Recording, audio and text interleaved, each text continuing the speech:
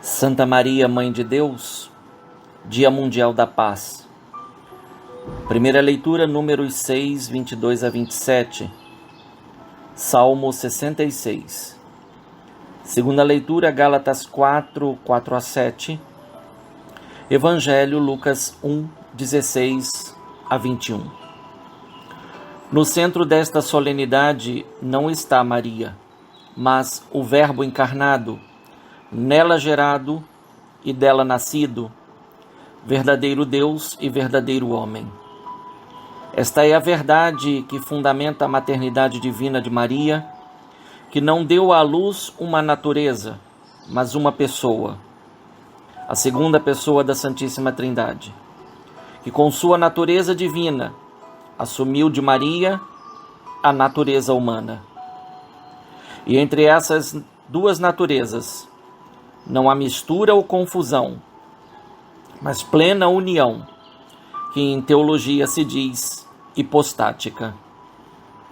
Maria é dentro desta obra, que é o ponto culminante e que Paulo define como plenitude do tempo, a mãe do Salvador e a nova Eva, isto é, a nova mãe dos viventes redimidos em Jesus Cristo.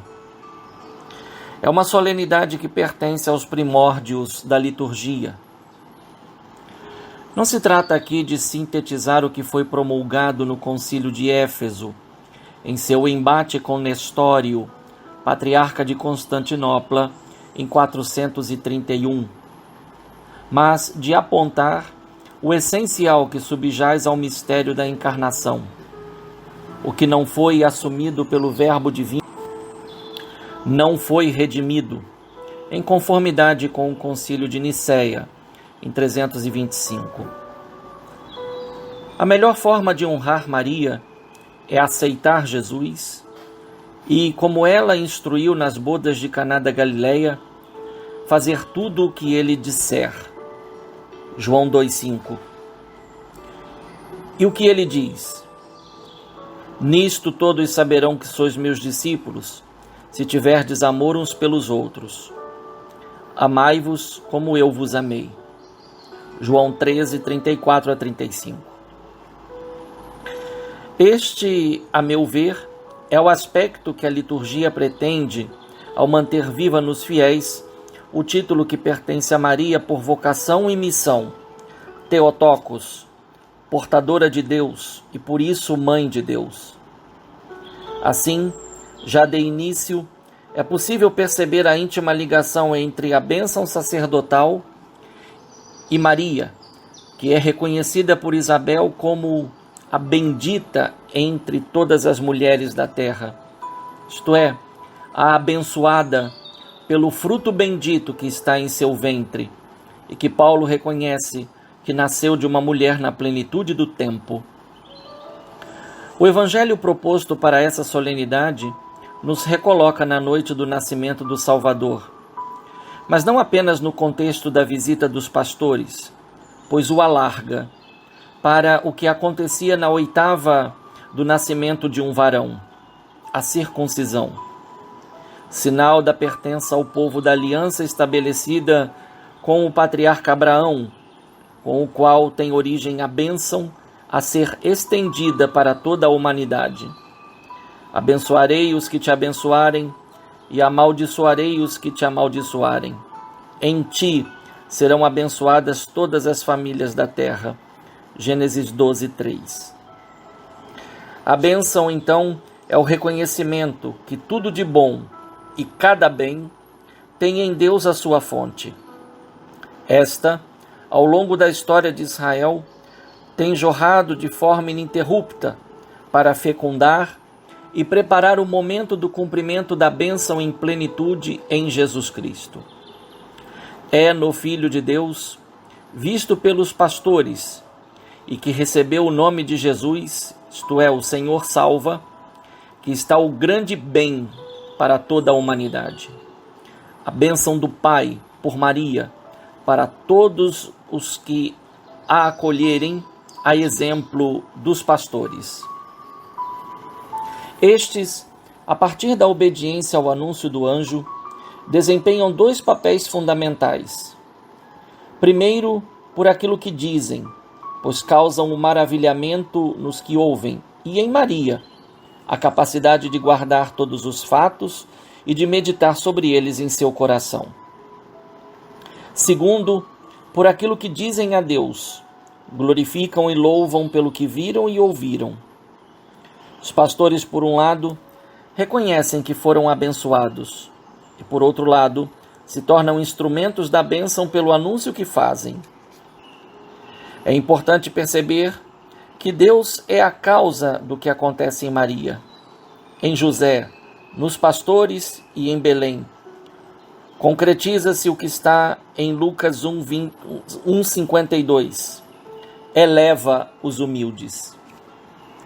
Bastaria lembrar que viver como pastor não era muito diferente de como eram vistos e tratados os publicanos, ladrões, e sempre prontos para cometer fraudes. Diante disso, causa estupor o resultado, e todos os que ouviram os pastores ficaram maravilhados com aquilo que contavam. Versículo 18. Que paradoxo! A bênção de Deus nos lábios dos que eram considerados malditos, o puro sendo proclamado por impuros, o santo nos lábios dos pecadores. Diante desse paradoxo, o evangelista quis colocar o que se passava no íntimo de Maria. A sabedoria exige recolhimento e silêncio como método para se perceber a presença de Deus e o seu modo de agir no mundo.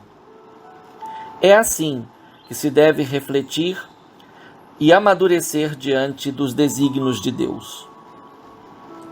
De forma poética, pode-se dizer que os 9 meses de gestação não fizeram apenas o seu papel natural para que o Filho de Deus nascesse de Maria, mas também serviram para gerar a forma mais íntima de um ser humano se relacionar com Deus Criador de todas as coisas.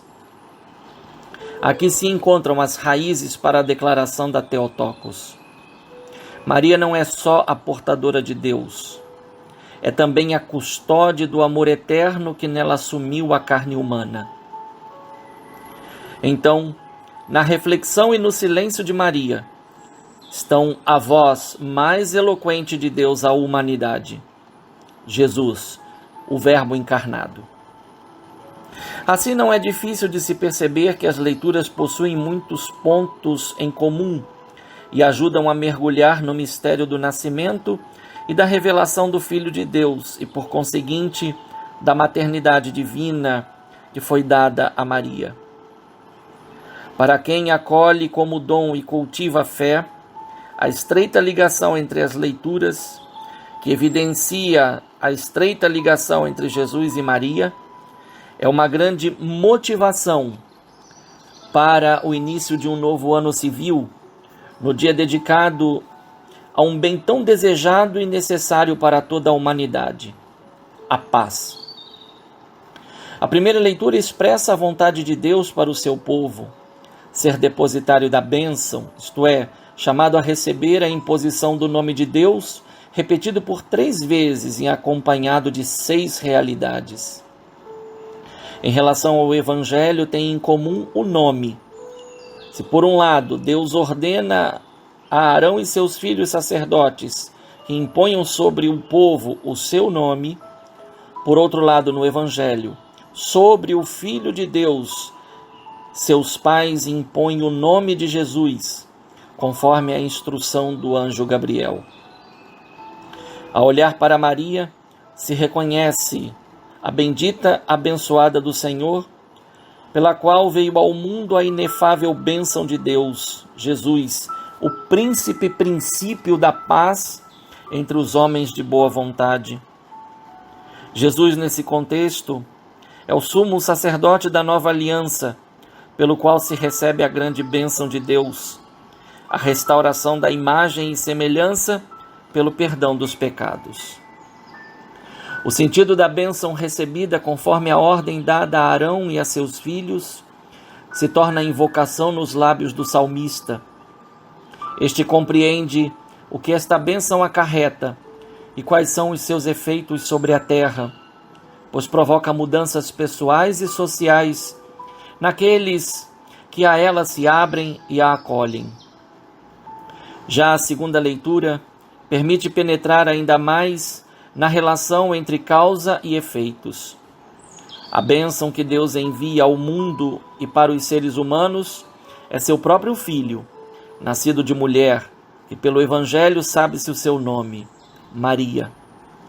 Nascido sujeito à lei, e por isso recebe no 8º dia a circuncisão, pela qual está plenamente inserido na dinâmica histórica do povo eleito.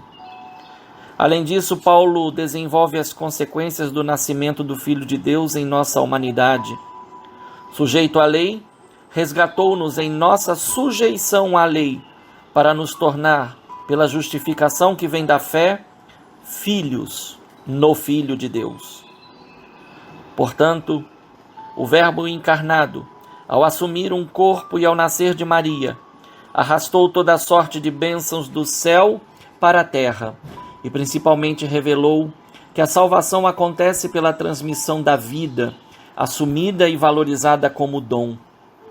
É por isso que o Evangelho de hoje nos faz retroceder para a noite do Natal e nos permite contemplar mais uma vez a cena do encontro dos humildes pastores dos campos de Belém com o recém-nascido, com Maria e com José, isto é, a Sagrada Família, festa apenas celebrada. A bênção da imposição do nome de Deus sobre o povo, primeira leitura, no Filho que recebe o nome Jesus, Evangelho, nos agraciou com o envio do Espírito Santo, pelo qual fomos feitos filhos no Filho de Deus, e passamos a chamar a Deus de Pai. Essa é a nossa bênção, essa é a nossa paz. Façamos como os pastores, e por palavras e ações, manifestemos ao redor a bênção de Deus, pela promoção do bem, da justiça e da verdade, meios para irradiar eficazmente a paz que vem de Deus. Bom domingo do Senhor, na solenidade de Santa Maria, Mãe de Deus. Um fraterno abraço, um feliz ano novo. Padre Leonardo Agostini.